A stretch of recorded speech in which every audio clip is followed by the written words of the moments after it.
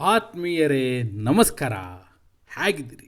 ಸಿದ್ಧ ಕುರುಕ್ಷೇತ್ರ, ಇದು ಸಿದ್ದು ಬ್ರಹ್ಮಾಸ್ತ್ರ. ಅಂತಿಮವಾದಂತಹ ಅಸ್ತ್ರವನ್ನು ಸಿದ್ದರಾಮಯ್ಯ ಹೊರತೆಗೆದಿದ್ದಾರೆ. ಅವ್ರಿಗೆ ಗೊತ್ತಾಗಿದೆ, ಇನ್ನು ಈ ಕುರುಕ್ಷೇತ್ರವನ್ನು ನಿಲ್ಲಿಸಲಿಕ್ಕೆ ಸಾಧ್ಯವೇ ಇಲ್ಲ. ಯುದ್ಧ ಶತಸಿದ್ಧ ಅನ್ನೋದು ಅರಿವಾದ ಮೇಲೆಯೇ ಅವರು ತಮ್ಮ ಅಂತಿಮ ಅಸ್ತ್ರವನ್ನು, ಮಹಾಬ್ರಹ್ಮಾಸ್ತ್ರವನ್ನು ಈಗ ಹೊರತೆಗೆದಿದ್ದಾರೆ. ಯಾವುದು? ಭಾಳಷ್ಟು ಜನ ನಾನು ನೋಡಿದೆ, ಅಹಿಂದ ಅವರ ದೊಡ್ಡ ಅಸ್ತ್ರ ಅಂತ ಅಂದ್ಕೊಂಡಿದ್ದಾರೆ. ನೋ, ಅಹಿಂದ ಅದರ ಒಂದು ಭಾಗ ಅಷ್ಟೇ. ಅವರ ಬ್ರಹ್ಮಾಸ್ತ್ರ ಬೇರೆಯದ್ದೇ ಇದೆ. ಮತ್ತು ನೋಡಿ ಹೇಳ್ತೀನಿ, ಯಾವಾಗ ಅವರು ಇದು ಫೈನಲ್, ಇನ್ನು ಬೇರೆ ಹೆಜ್ಜೆ ಇಲ್ಲ ಅನ್ನುವಂಥ ಹಂತ ಬಂದಾಗ ಮಾತ್ರ ಈ ಅಸ್ತ್ರವನ್ನು ತೆಗೆದಿದ್ದಾರೆ. ಹಿಂದೆ ಕೂಡ ತೆಗೆದಿದ್ರು, ಅದು ಯಾವಾಗಂತ ನಾನು ಹೇಳ್ತೀನಿ. ಹಿಂದೆ ಅಸ್ತ್ರವನ್ನು ತೆಗೆದು ಗೆದ್ದರು. ಇವತ್ತು ಮುಖ್ಯಮಂತ್ರಿ ಆಗಿದ್ದಾರೆ ಅಂದರೆ ಅದೇ ಕಾರಣಕ್ಕಾಗಿ. ನಾನು ಹೇಳಿದೆ, ಮತ್ತು ಅಹಿಂದ ಅಲ್ಲ, ರಿಪೀಟ್ ಮಾಡ್ತಾ ಇದ್ದೀನಿ. ಹಾಗಾದರೆ ಸಿದ್ದರಾಮಯ್ಯನವರ ಆ ಬ್ರಹ್ಮಾಸ್ತ್ರ ಯಾವುದು? ಈಗ ಯಾಕೆ ಅದು ಸರಿಯಾದ ಸಮಯ ಅಂತ ಅವ್ರಿಗೆ ಅನಿಸಿದೆ? ಈ ಬಾರಿಯೂ ಆ ಬ್ರಹ್ಮಾಸ್ತ್ರ ಅವರಿಗೆ ಫಲವನ್ನು ಕೊಡುತ್ತಾ, ಲಾಭ ತಂದು ಕೊಡುತ್ತಾ, ಕುರ್ಚಿಯನ್ನು ಉಳಿಸುತ್ತಾ? ಆ ಬ್ರಹ್ಮಾಸ್ತ್ರವನ್ನು ಯಾವ ರೂಪದಲ್ಲಿ, ಯಾವ ರೀತಿಯಲ್ಲಿ ಪ್ರಯೋಗ ಮಾಡಬೇಕು ಅಂತ ರೆಡಿಯಾಗಿದ್ದಾರೆ. ಹಾಗೂ ಆ ಬ್ರಹ್ಮಾಸ್ತ್ರದ ಪ್ರಯೋಗ ಯಾರ ವಿರುದ್ಧ? ಬರೀ ಒಬ್ಬ DK ಶಿವಕುಮಾರ್ ಅವರ ವಿರುದ್ಧವೋ, ಅಥವಾ ಕಾಂಗ್ರೆಸ್ನ ವಿರುದ್ಧವೋ, ಹೈಕಮಾಂಡ್ನ ವಿರುದ್ಧವೋ? ಯಾರ ವಿರುದ್ಧ ಆ ಬ್ರಹ್ಮಾಸ್ತ್ರದ ಪ್ರಯೋಗ? ಹಾಗೂ ಆ ಬ್ರಹ್ಮಾಸ್ತ್ರದ ಪರಿಣಾಮ ಏನು? ಅದೇ ವಿವರವನ್ನು ಕೊಡೋ ಸಲುವಾಗಿ ನಾನು ಬಂದಿದ್ದೇನೆ. ಆತ್ಮೀಯರೇ, ವಾರ್ತೆ ವಿಶೇಷ ಕಾರ್ಯಕ್ರಮಕ್ಕೆ ಸ್ವಾಗತ. ನಾನು ವೀರೇಂದ್ರ ಉಪ್ಪುಂದ. ನೋಡಿ, ಸಿದ್ದರಾಮಯ್ಯನವರು ಬಹುಶಃ ರಾಜಕೀಯ ಜೀವನದ ಸಂಧ್ಯಾಕಾಲದಲ್ಲಿದ್ದಾರೆ. ಈ ಹಂತದಲ್ಲಿ ಅವ್ರನ್ನ ಅವಮಾನ ಮಾಡಿ ಕೆಳಗಿಳಿಸ್ತಾರೆ ಅಂದರೆ, ಹಾಗೂ ತಮಗೆ ಯಾರು ರಾಜಕೀಯವಾಗಿ ಕಿರುಕುಳವನ್ನು ಕೊಟ್ಟಿದ್ದಾರೋ, ಆಡಳಿತಕ್ಕೆ ಅಡೆತಡೆಯನ್ನು ತಂದಿದ್ದಾರೋ, ಅವರು ಅಧಿಕಾರಕ್ಕೆ ಬರ್ತಾರೆ ಅಂದರೂ ಕೂಡ ಸುಮ್ಮನೆ ನೋಡ್ಕೊಂಡು ಕೂತ್ಕೊಳ್ಳೋರು ಸಿದ್ದರಾಮಯ್ಯ ಅಲ್ವೇ ಅಲ್ಲ. ಅದು ಅವ್ರ ಸ್ಟೈಲೇ ಅಲ್ಲ. ಈಗ ಭಾಳಷ್ಟು ಜನ ಹೇಳ್ತಾ ಇದ್ರು ಇತ್ತೀಚೆಗೆ, ಏನಂತ, ಹಳೆ ಸಿದ್ದರಾಮಯ್ಯ ಇಲ್ಲ, ಹಳೆ ಸಿದ್ದರಾಮಯ್ಯ ಇಲ್ಲ, ಸಿದ್ದರಾಮಯ್ಯ ಭಾಳ ಬದಲಾಗ್ಬಿಟ್ಟಿದ್ದಾರೆ, ಈಗ ಮೊದಲಿನ ಸಿದ್ದರಾಮಯ್ಯ ಇಲ್ಲ ಅಂತ ಭಾಳ ಜನ ಅವ್ರ ಪಾರ್ಟಿಯಲ್ಲೂ ಹೇಳಿದ್ದಾರೆ, ವಿರೋಧ ಪಕ್ಷದವರು ಹೇಳಿದ್ದಾರೆ. ಈಗ ನೋಡ್ತೀರಿ ನೀವು ಹಳೆ ಸಿದ್ದರಾಮಯ್ಯನವ್ರನ್ನ. ಟೈಮ್ ಬಂತು ಅದಕ್ಕೆ. ಈಗ DK ಶಿವಕುಮಾರ್ ಅವರು ಕಾಲ ಉತ್ತರ ಕೊಡುತ್ತೆ ಅಂತಿದ್ರು. ಕಾಲ ಯಾವ ಉತ್ತರ ಕೊಡುತ್ತೋ ಬಿಡುತ್ತೋ ಗೊತ್ತಿಲ್ಲ, ಆದರೆ ಸಿದ್ದರಾಮಯ್ಯನವರು ಉತ್ತರ ಕೊಡ್ಲಿಕ್ಕೆ ರೆಡಿ ಆಗಿದ್ದಾರೆ, ಅದು ತಮ್ಮ ಬ್ರಹ್ಮಾಸ್ತ್ರದ ಮೂಲಕ. ಸರಿ, ಹಾಗಾದರೆ ಯಾವುದು ಆ ಬ್ರಹ್ಮಾಸ್ತ್ರ? ನೋಡಿ, ಕುರುಕ್ಷೇತ್ರ ರೆಡಿ ಆಗಿದೆ. ಕುರುಕ್ಷೇತ್ರ ರೆಡಿ ಆಗಿರೋದು ಇವಾಗಲ್ಲ. ನನ್ನ ಪ್ರಕಾರ ಯಾವಾಗ 2023ರ ಸಾರ್ವತ್ರಿಕ ವಿಧಾನಸಭಾ ಚುನಾವಣೆಯ ಫಲಿತಾಂಶ ಬಂತಲ್ಲ, ಕಾಂಗ್ರೆಸ್ಸಿಗೆ 136 ಸೀಟು ಬಂತಲ್ಲ, ಅವತ್ತೇ ಕುರುಕ್ಷೇತ್ರ ಸಿದ್ಧ ಆಗಿತ್ತು. ಈಗ ಆ ಕುರುಕ್ಷೇತ್ರವನ್ನು ಪ್ರವೇಶ ಮಾಡ್ತಾ ಇದ್ದಾರೆ ಅಷ್ಟೇ. ನಾ ಆಗಲೂ ಹೇಳಿದ್ದೆ, ಈಗಲೂ ಹೇಳ್ತಾ ಇದ್ದೀನಿ, ಯುದ್ಧ ಶತಸಿದ್ಧ, ಅದರಲ್ಲಿ ಯಾವುದೇ ಅನುಮಾನ ಇಲ್ಲ. ಟೈಮಿಗೆ ಬಂತು, ಬ್ರಹ್ಮಾಸ್ತ್ರವನ್ನು ಈಗ ಹೊರಗೆ ತೆಗೆದ್ರು.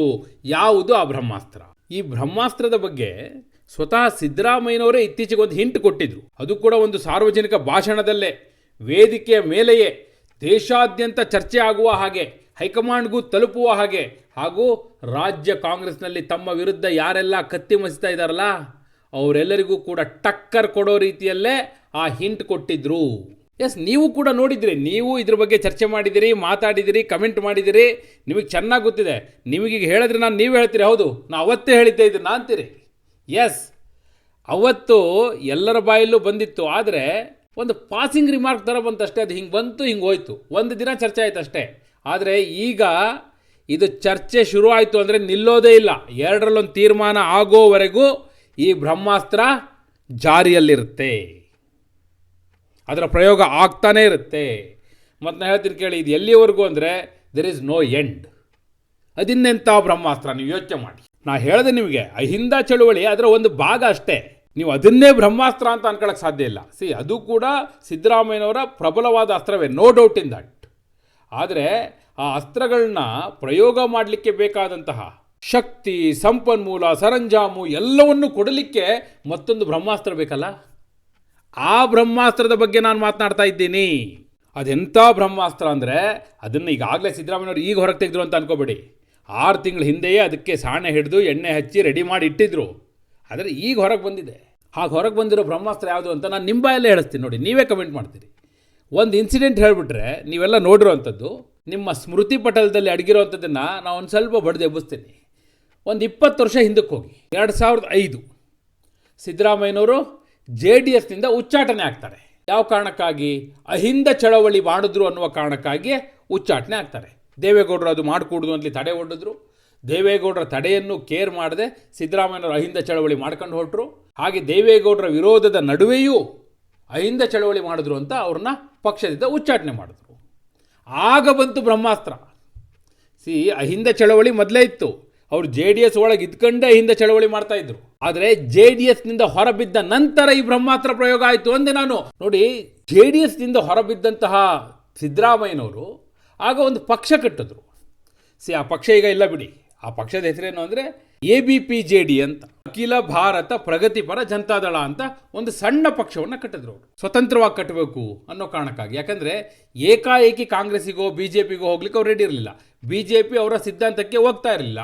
ಕಾಂಗ್ರೆಸ್ಸಿಗೆ ಹೋಗಬೇಕು ಅಂದರೆ ಸುಮ್ಮನೆ ಯಾವುದೇ ಒಂದು ಬೇಡಿಕೆಯನ್ನು ಮುಂದಿಡದೆ, ಯಾವುದೇ ಅಶ್ಯೂರೆನ್ಸ್ ಪಡೆದುಕೊಳ್ಳದೆ ಹೋಗಲಿಕ್ಕೆ ಅವ್ರಿಗೆ ಮನಸ್ಸಿರಲಿಲ್ಲ. ಅದಕ್ಕೆ ಒಂದು ಸಣ್ಣ ಪಕ್ಷ ಕಟ್ಕೊಂಡ್ರು. ಅದೆಲ್ಲ ಬ್ರಹ್ಮಾಸ್ತ್ರ. ಅದು ಬ್ರಹ್ಮಾಸ್ತ್ರ ಆಗಿದ್ರೆ ಅದನ್ನ ಯಾಕೆ ಕಾಂಗ್ರೆಸ್ಸಲ್ಲಿ ಮರ್ಜ್ ಮಾಡ್ತಾಯಿದ್ರು? ಅದು ಕಾಂಗ್ರೆಸ್ಸಲ್ಲಿ ಮರ್ಜ್ ಆಯಿತು, ಆಮೇಲೆ ವಿಲೀನ ಆಯಿತು. ಆ ಪಕ್ಷದಲ್ಲಿದ್ದವ್ರು ಯಾರ್ಯಾರಪ್ಪ ಅಂದರೆ ನಿಮಗೆಲ್ಲ ಚೆನ್ನಾಗಿ ಗೊತ್ತಿದೆ. ಆಗ ಸಿದ್ದರಾಮಯ್ಯನವರ ಎಡ ಬಲ ಇರ್ತಾ ಇದ್ದಿದ್ದು ಇದೇ HC ಮಹದೇವಪ್ಪನವರು, ಪಿರಿಯಾಪಟ್ಟಣ ವೆಂಕಟೇಶು, CM ಇಬ್ರಾಹಿಂ ಅವರು, ಮಂಚನಹಳ್ಳಿ ಮಹಾದೇವ, ಸತೀಶ್ ಜಾರಕಿಹೊಳಿ, ಇವರೇ ಎಲ್ಲ ಇರ್ತಾ ಇದ್ದಿದ್ದಲ್ವಾ.